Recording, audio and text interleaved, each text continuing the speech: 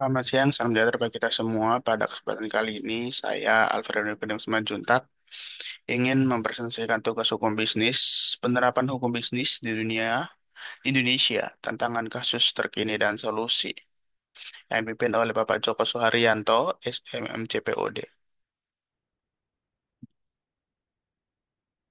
Kasus hukum bisnis terkini Indonesia. Dalam beberapa tahun terakhir, Indonesia menghadapi berbagai hukum bisnis yang mencebarkan tantangan dan penerapan regulasi kepatuhan hukum. Salah satu yang menonjol adalah Menteri Perdagangan Thomas Trikase Lembong pada 2024 dan baru-baru ini ada Evichery yang merupakan startup agrikultur Indonesia. Ada tuduhan serius terkait manipulasi laporan keuangan. Analisis regulasi hukum Indonesia.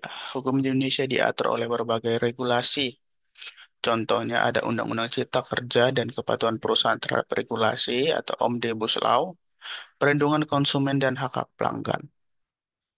Dan juga ada regulasi persaingan usaha dan monopoli.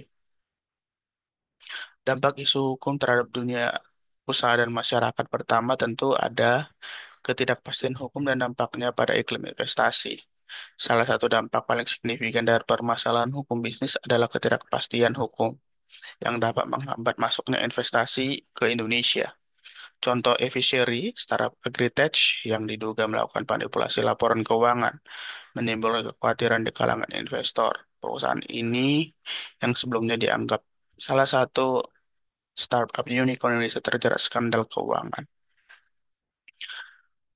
Kemudian ada dampak terhadap dunia usaha, kerugian finansial dan reputasi, ada dampak terhadap pekerja, pemutusan hubungan kerja dan hak karyawan, dampak terhadap konsumen dan penipuan dan kerugian finansial, dampak terhadap perekonomian nasional.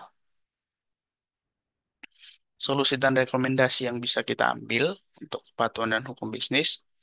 Satu, adanya permasalahan hukum bisnis terhadap Indonesia memerlukan solusi komprehensif dengan mengambil peran-peran dari berbagai aspek, contoh peran pemerintah, penguatan regulasi dan pengawasan, peningkatan transparansi dan pengawasan terhadap laporan keuangan, penyempurnaan regulasi, penguatan perlindungan dan perbaikan regulasi, peran pelaku usaha, menerapkan tata kelola perusahaan yang baik, meningkatkan kesadaran hukum bagi UMKM dan startup, mencegah praktik bisnis dan peran masyarakat tentu ada juga.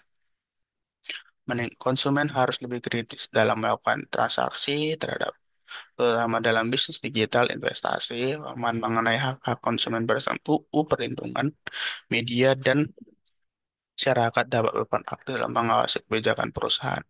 Laporkan dugaan pelanggaran hukum bisnis terhadap otoritas terkait. Pelapor pelanggaran perusahaan perlu mendapatkan perlindungan hukum agar lebih banyak aman. Terima kasih, demikianlah presentasi saya. Semoga eh, dapat menambah ilmu dan wawasan kita. Selamat pagi.